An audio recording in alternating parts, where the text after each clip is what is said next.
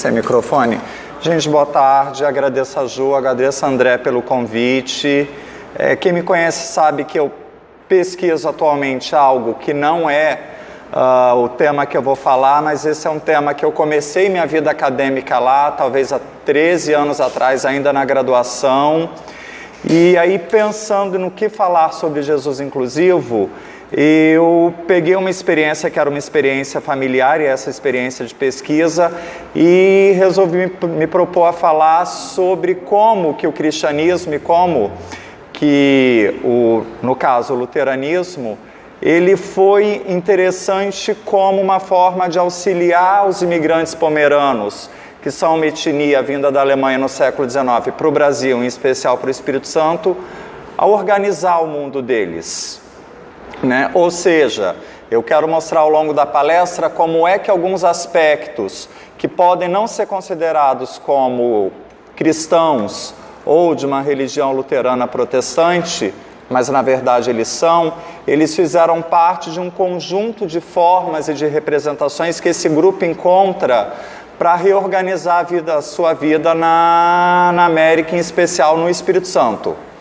Tá? Então eu vou falar sobre esse casamento, que não é um casamento tão diferente do catolicismo ou de qualquer religião cristã, mas ele tem alguns ritos, algumas particularidades que, indo pela ideia e pelo conceito das representações sociais, a gente percebe que historicamente eles vão sofrer uma alteração dentro desses imigrantes. No primeiro momento, isso está muito vinculado a uma ideia de vencer a terra, de vencer o problema da imigração, e depois isso vai ser relativizado.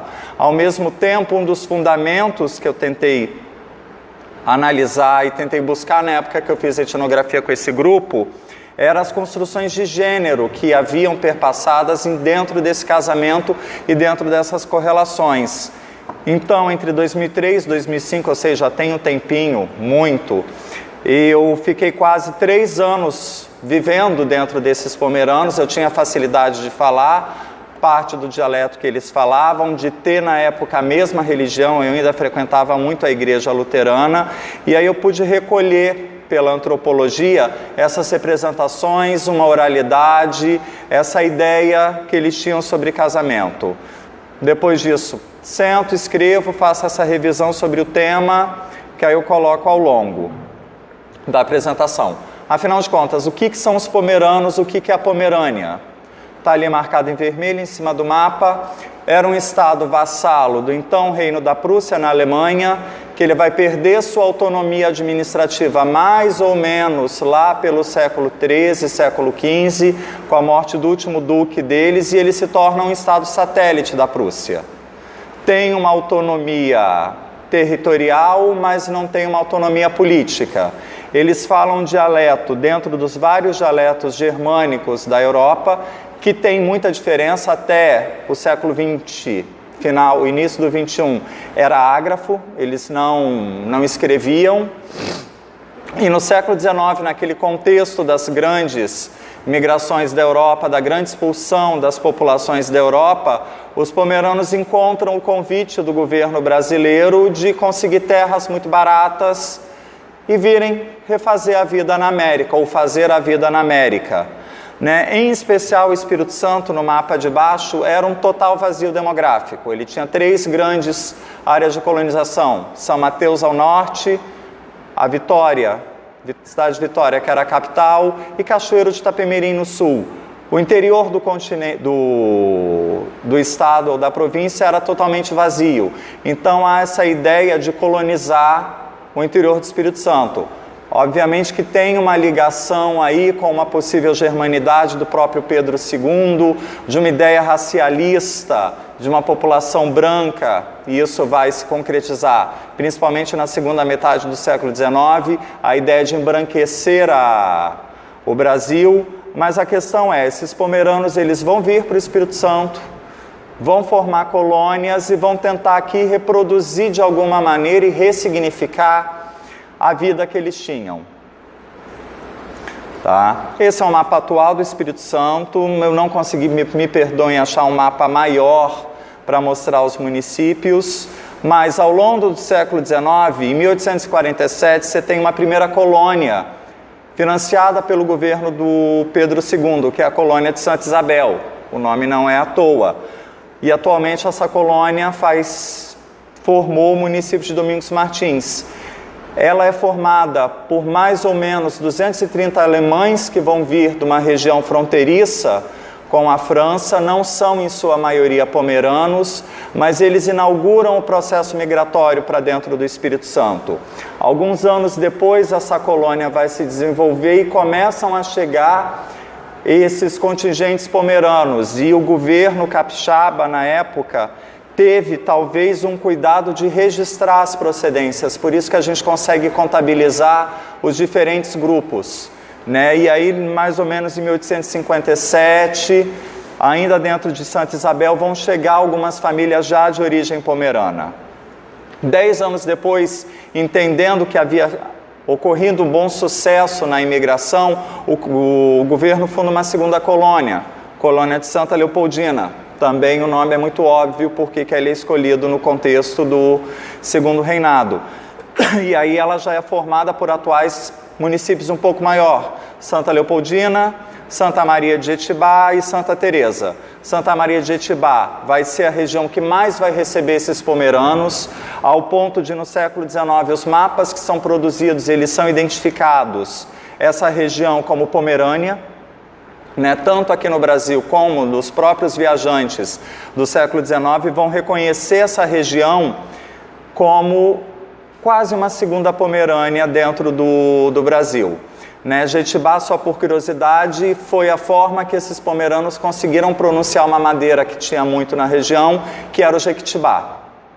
E por fim, em 1874, e aí a gente já tem um grande espaço na formação das colônias, você tem uma última colônia que não é estatal, não é do governo, ela é uma colônia autônoma, ela se forma de forma voluntária, por pessoas que estão migrando da Alemanha e de várias regiões, chamada 25 de Julho, no atual município de Santa Teresa. Foi a última colônia, uma colônia mais ao norte do que hoje a gente conhece como colônia das Terras Frias ou na região serrana do Espírito Santo.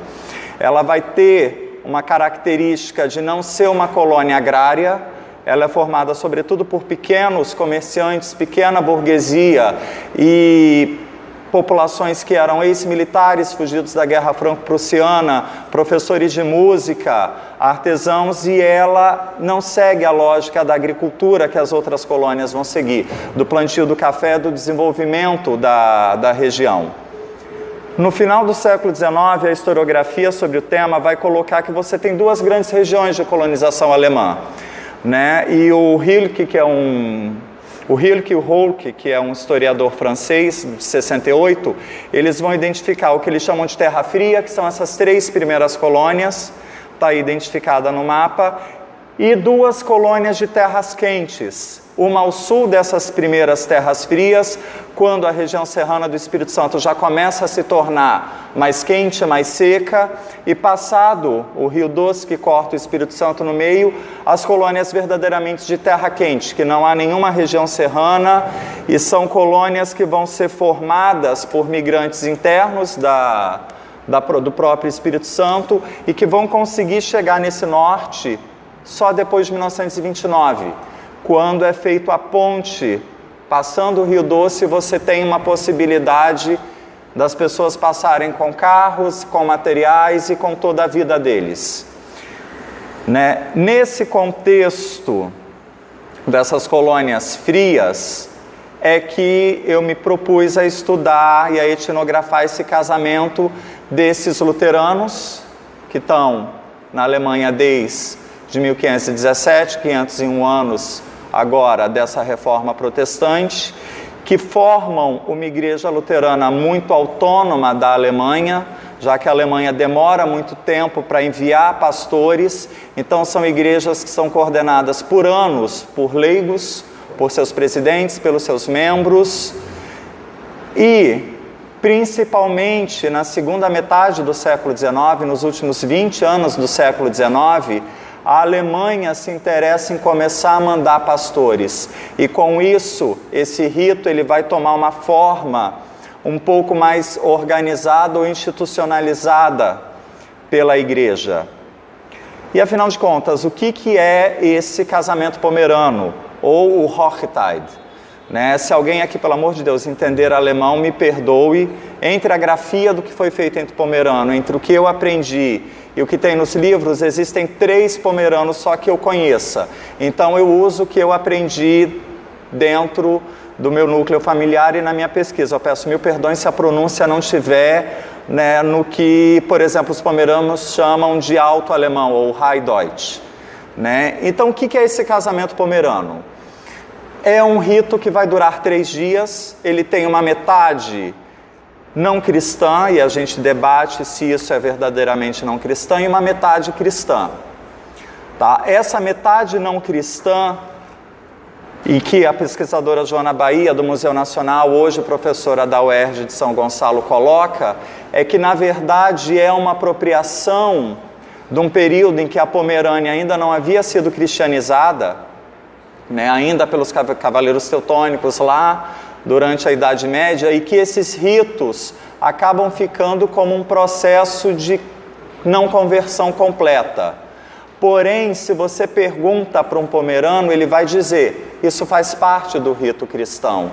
O que levou Joana Bahia a dizer que se mantém esse, abre aspas, paganismo dentro do luteranismo. O luteranismo foi propício entre os pomeranos a manter esses aspectos. Então o casamento começa, obviamente, quando 2 jovens vão se conhecer, vão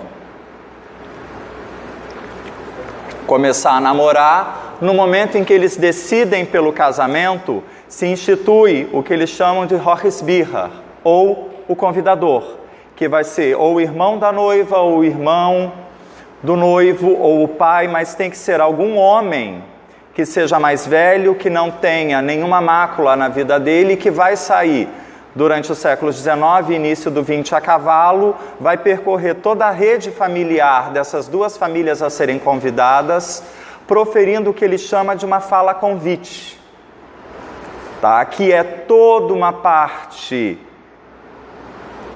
quase que musicalizada de um poema que não tem uma estrutura, cada um cria o seu próprio poema, em que ele informa o dia, quem vai se casar, o que vai ter na festa, que essas pessoas são esperadas, e ele faz isso dentro da casa que ele